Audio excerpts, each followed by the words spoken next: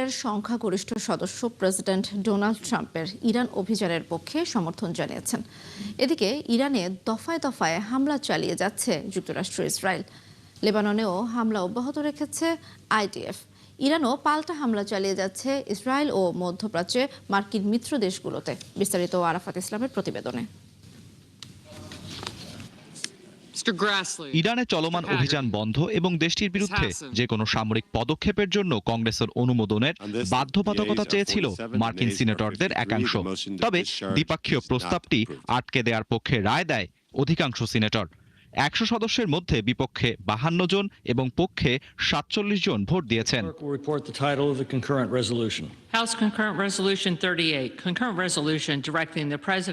ফলে যুদ্ধ সীমিত করার এই ওয়ার পাওয়ার্স রেজুলেশন বা যুদ্ধ ক্ষমতা সংশ্লিষ্ট প্রস্তাবটি আর আশার মুখ দেখল না। প্রস্তাবটি পাশ হলে কংগ্রেসের অনুমোদন ছাড়া ইরানে চলমান যুদ্ধ থেকে মার্কিন বাহিনীকে সরিয়ে নিতে হতো। ইরানে মার্কিন হামলা নিয়ে খোদ যুক্তরাষ্ট্রের রাজনৈতিক মহলেই শুরু হয় মিশ্র প্রতিক্রিয়া। অনেকেই এ আগ্রাসনের বিরুদ্ধে দাঁড়ালে ভোটের সিদ্ধান্ত আসে। তবে এর আগেও এ ধরনের পদক্ষেপ নেওয়া হয়েছিল, ব্যর্থ হয়েছিল সেই উদ্যোগও। এদিকে ইরানের বিভিন্ন সামরিক স্থাপনা ও অবকাঠামো লক্ষ্য করে হামলা অব্যাহত রেখেছে যুক্তরাষ্ট্র ও ইসরায়েল। ইরানের রাজধানী তেহরানে কয়েক ঘণ্টা থেকে শুরু হওয়া হামলা বৃহস্পতিবার সকালেও অব্যাহত রয়েছে। কেবল রাজধানী নয়, দেশের অন্যান্য শহর থেকেও হামলার খবর পাওয়া যাচ্ছে। আইআরজিসি এক বিবৃতিতে জানায় তাদের পাল্টা হামলা অব্যাহত রয়েছে। এরই মধ্যে 17 ও 18 দফার হামলা চালানো হয়েছে। তাদের দাবি, তারা ইসরায়েলের বেন গুরিয়ন আন্তর্জাতিক বিমানবন্দর এবং দেশটির বেশ কিছু উন্নত রাডার সিস্টেমকে সফলভাবে ধ্বংস করেছে। এদিকে সৌদি আরব ইরানের 3টি ক্রুজ ক্ষেপণাস্ত্র প্রতিহত করার দাবি জানিয়েছে। দেশটির প্রতিরক্ষা মন্ত্রণালয় সামাজিক মাধ্যমে জানায় আল খার্জ শহরের বাইরে 3টি ক্ষেপণাস্ত্র ধ্বংস করা হয়েছে। বার্তা সংস্থা এপি জানায় ইরান সীমান্তে সামরিক অভিযানের সহায়তার জন্য ইরাকি কুর্দিদের কাছে সাহায্য চেয়েছে যুক্তরাষ্ট্র। তবে ইরানের বার্তা সংস্থা তাসনিম নিউজ কুর্দি যোদ্ধাদের ইরানে প্রবেশের খবর অস্বীকার করেছে। অন্যদিকে লেবাননে হামলা অব্যাহত রেখেছে ইসরায়েল। বৈরুতের দক্ষিণ উপশহরে নতুন করে হামলা চালিয়েছে তারা। হিজবুল্লাহ দক্ষিণ লেবাননে ইসরায়েলি সেনাদের সঙ্গে তাদের যোদ্ধাদের সরাসরি সংঘর্ষের কথা জানিয়েছে। আরাফাত ইসলাম, 71। ইরানের বিরুদ্ধে যুক্তরাষ্ট্রের সামরিক পদক্ষেপ এখন পর্যন্ত সীমাবদ্ধ রয়েছে আকাশ ও নৌপথে। স্থল সেনা পাঠানোর প্রশ্নে স্পষ্ট কোনো ঘোষণা না থাকলেও সম্ভাবনাকে পুরোপুরি নাকচ করেননি প্রেসিডেন্ট ডোনাল্ড ট্রাম্প। এতে মধ্যপ্রাচ্যে নতুন করে তৈরি হয়েছে উত্তেজনা ও অনিশ্চয়তা। আরও জানাচ্ছেন দেওয়ান মোবাশ্বিরা হোসেন। আকাশে যুদ্ধ বিমান আর সমুদ্রপথে রণতরীর শক্তি, এর উপর ভিত্তি করেই ইরানের ক্ষেপণাস্ত্র মোকাবেলা করে আসছে যুক্তরাষ্ট্র। তেহরানকে ঘিরে ক্রমেই ঘন হচ্ছে উত্তেজনার আবহ। কিন্তু প্রশ্ন এখন একটাই, পরবর্তী ধাপ কি তাহলে স্থল অভিযান?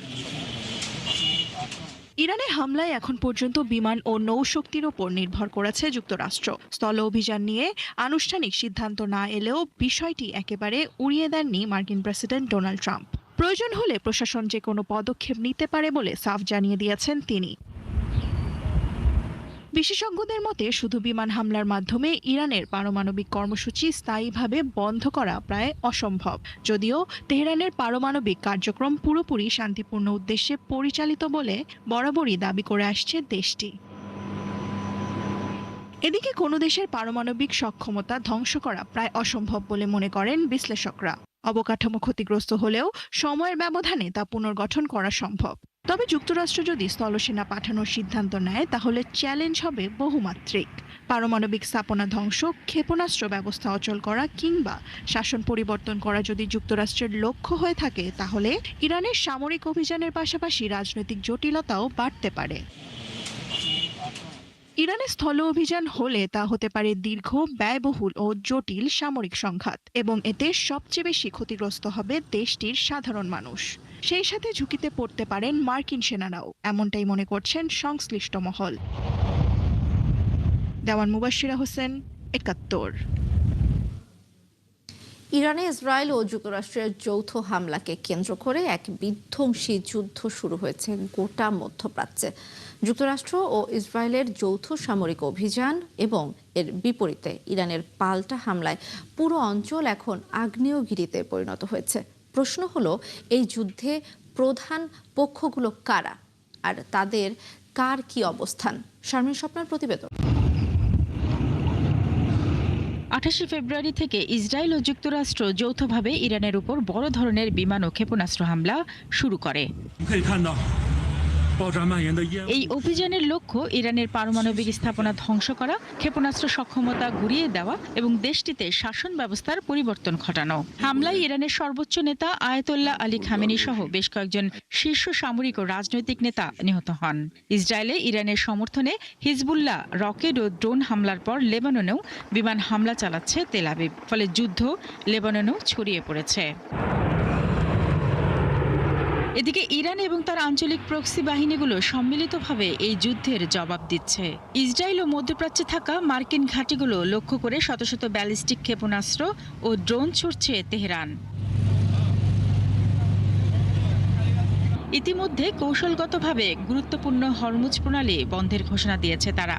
উত্তর ইসরায়েলে রকেট ও ড্রোন হামলা চালাচ্ছে হিজবুল্লাহ। ইসরায়েলি স্থলবাহিনীও লেবাননের দক্ষিণ অংশে প্রবেশ করেছে। ইরাকে অবস্থানরত মার্কিন সামরিক ঘাঁটিগুলোতে ড্রোন ও রকেট হামলা জোরদার করেছে ইরানপন্থী ইরাকি মিলিশিয়া গোষ্ঠীগুলো। তবে ইয়েমেনের হুতি বিদ্রোহীদের এই সংঘাতে অংশ নেওয়ার খবর পাওয়া যায়নি। এছাড়া ফিলিস্তিনি সশস্ত্র গোষ্ঠী হামাস নিন্দা জানালেও ইরানের সমর্থনে ইসরায়েলে কোনো হামলা করেনি। ইরানের পাল্টা হামলার লক্ষ্যবস্তু হয়েছে সেসব দেশ যেখানে মার্কিন ঘাঁটি রয়েছে। এর ফলে অনেক দেশ সরাসরি যুদ্ধে না জড়ালেও ক্ষতিগ্রস্ত হচ্ছে। সৌদি আরব, সংযুক্ত আরব আমিরাত, কুয়েত, জর্ডান, বাহরাইন, ওমান ও কাতারে মার্কিন ঘাঁটি ও জ্বালানি অবকাঠামোতে ইরান ড্রোন হামলা চালিয়েছে। সৌদি আরবের আরামকো তেল শোধনাগার এবং রিয়াদে মার্কিন দূতাবাসে হামলা করেছে ইরান। এদিকে যুক্তরাজ্য সাইপ্রাসে থাকা তাদের ঘাঁটিগুলো মার্কিন বাহিনীকে ব্যবহারের সুযোগ দিয়েছে, যার ফলে ইরান সাইপ্রাসেও হামলা চালিয়েছে। তবে তারা ইরানে মার্কিন হামলায় অংশ নেবে না বলে জানিয়েছে। অন্যদিকে ফ্রান্স সাইপ্রাসে যুদ্ধজাহাজ পাঠানোর ঘোষণা দিয়েছে। গ্রিস যুদ্ধ বিমান পাঠিয়েছে সাইপ্রাসে। জার্মানিও জানিয়েছে তারা ইরানে হামলায় অংশ নেবে না, তবে মধ্যপ্রাচ্যে মোতায়েন থাকা সেনাদের প্রতিরক্ষায় সক্রিয় থাকবে। রাশিয়া ও চীন এই হামলার তীব্র নিন্দা জানিয়েছে এবং অবিলম্বে যুদ্ধবিরতির আহ্বান জানিয়েছে, তবে সরাসরি সামরিক হস্তক্ষেপে এখনো জড়ায়নি। শারমিন স্বপ্না, ৭১। ইরানের সর্বোচ্চ নেতা আয়াতুল্লাহ আলী খামেনির রাষ্ট্রীয় বিদায় ও শোক অনুষ্ঠান স্থগিত করা হয়েছে। বুধবার ইরান ভিত্তিক বার্তা সংস্থা তাসনিম নিউজ এজেন্সি এ তথ্য জানিয়েছে। পূর্ব নির্ধারিত সময় অনুযায়ী বুধবার রাতে 3 দিনব্যাপী এ বিদায় অনুষ্ঠান ও শোক অনুষ্ঠান শুরু হওয়ার কথা ছিল। আয়োজকদের বরাত দিয়ে দেশটির রাষ্ট্রায়ত্ত বার্তা সংস্থা তাসনিম নিউজ এজেন্সি বলেছে, প্রয়োজনীয় অবকাঠামোগত প্রস্তুতি পুরোপুরি শেষ না হওয়া পর্যন্ত এই অনুষ্ঠান স্থগিত রাখার সিদ্ধান্ত নেওয়া হয়েছে। তবে পরবর্তীতে কবে এই শোক অনুষ্ঠান হতে পারে এ বিষয়ে কোনো তারিখ এখনো ঘোষণা করা হয়নি। গত শনিবার ইসরায়েল যুক্তরাষ্ট্র জোটের সামরিক হামলায় নিহত হন ইরানের সর্বোচ্চ নেতা আয়াতুল্লাহ আলী খামেনি। তার প্রাণহানির পর ইরান সরকার দেশজুড়ে 40 দিনের রাষ্ট্রীয় শোক ঘোষণা করেছে।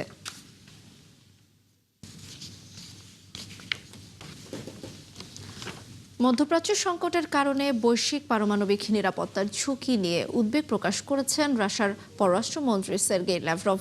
মঙ্গলবার এক সংবাদ সম্মেলনে রুশ পররাষ্ট্রমন্ত্রী এমন আশঙ্কা করেছেন।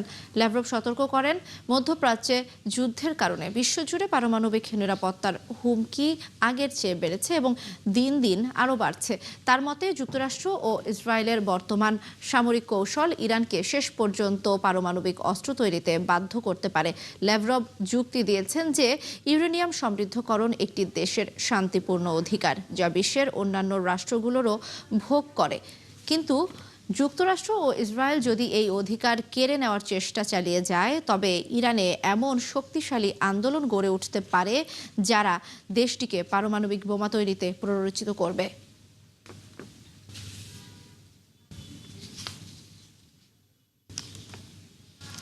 মধ্যপ্রাচ্যে উত্তেজনা এখন চরমে। ইরানে যুক্তরাষ্ট্র ও ইসরায়েলের যৌথ সামরিক অভিযানের পর সংঘাত দ্রুত ছড়িয়ে পড়েছে গোটা অঞ্চলে। ইরানের লক্ষ্য অর্জনে যা যা প্রয়োজন সবই করার হুঁশিয়ারি দিয়েছেন যুক্তরাষ্ট্রের প্রেসিডেন্ট ডোনাল্ড ট্রাম্প। যুদ্ধের লক্ষ্য কি, কতদিন চলতে পারে এই সংঘাত, আর এর প্রভাব কোথায় গিয়ে দাঁড়াতে পারে জানাচ্ছেন চৈতি সরওয়ার। শনিবার ভোরে ইরানের সামরিক ও কৌশলগত স্থাপনায় বড় ধরনের হামলা চালায় যুক্তরাষ্ট্র ও ইসরায়েল। ওয়াশিংটন এই অভিযানের নাম দিয়েছে এপিক ফিউরি এবং ইসরায়েল বলছে রোরিং লায়ন। মার্কিন প্রেসিডেন্ট ডোনাল্ড ট্রাম্প দাবি করেছেন ইরানের পারমাণবিক কর্মসূচি ধ্বংস এবং ভবিষ্যৎ হুমকি ঠেকাতেই এই পদক্ষেপ। তবে আন্তর্জাতিক আণবিক শক্তি সংস্থা জানিয়েছে ইরান পারমাণবিক অস্ত্র তৈরি করছে এমন সুসংগঠিত কর্মসূচির প্রমাণ তারা পায়নি। প্রেসিডেন্ট ট্রাম্প একদিকে বলছেন এই যুদ্ধ কয়েক সপ্তাহের মধ্যে শেষ হতে পারে, অন্যদিকে ইঙ্গিত দিচ্ছেন প্রয়োজন হলে স্থলবাহিনী পাঠাতেও আপত্তি নেই। মার্কিন প্রতিরক্ষা মন্ত্রী ও পররাষ্ট্রমন্ত্রী কখনো প্রতিশোধ, কখনো আগাম প্রতিরোধ, আবার কখনো শাসন পরিবর্তনের কথা বলছেন। বিশ্লেষকরা বলছেন যুদ্ধের লক্ষ্য নিয়ে এখনো স্পষ্টতা নেই। পাল্টা হামলা চালাচ্ছে ইরানও। হুঁশিয়ারি দিয়েছে প্রতিবেশী কোনো দেশের ঘাঁটি ব্যবহার করে হামলা চালানো হলে তা বৈধ লক্ষ্যবস্তু হিসেবে বিবেচিত হবে। এই সংঘাতের প্রভাব পড়ছে বৈশ্বিক অর্থনীতিতে। বিশ্লেষকদের আশঙ্কা, সংঘাত দীর্ঘায়িত হলে বৈশ্বিক মন্দার ঝুঁকি বাড়তে পারে।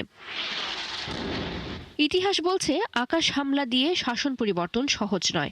মার্কিন ইতিহাসবিদ ও নিরাপত্তা বিশ্লেষকরা বলছেন এই যুদ্ধ সফল হতেও পারে, আবার দীর্ঘ অচল অবস্থাতেও গড়াতে পারে।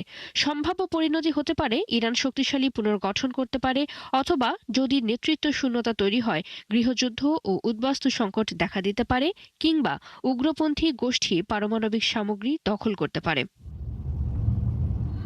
সব মিলিয়ে মধ্যপ্রাচ্যের সংঘাত এখন এক অনিশ্চিত মোড়ে। লক্ষ্য স্পষ্ট নয়, সময়সীমাও নির্দিষ্ট নয়। এই যুদ্ধ কি ইরানে ক্ষমতার পরিবর্তন আনবে, নাকি অঞ্চল জুড়ে আরও অস্থিতিশীলতা তৈরি করবে, সেই উত্তরই এখন খুঁজছে বিশ্ব। চৈতি সরওয়ার, ৭১। কুয়েতে ইরানের হামলায় ১১ বছর বয়সী এক প্রবাসী শিশু নিহত হয়েছে। আহত হয়েছে একই পরিবারের আরও ৪ জন। বুধবার দেশটির কাদেশিয়া শহরে এ দুর্ঘটনা ঘটে। কুয়েতের স্বাস্থ্য মন্ত্রণালয় জানায়, হামলার পর একটি ধাতব টুকরো আবাসিক একটি ভবনের ওপর পড়লে গুরুতর আহত হয় শিশুটি। পরে দ্রুত হাসপাতালে নেওয়া হলে মারা যায় শিশুটি। নিহত শিশুটির পরিবারের আরও ৪ সদস্য বর্তমানে হাসপাতালে চিকিৎসাধীন রয়েছে বলে জানা গেছে।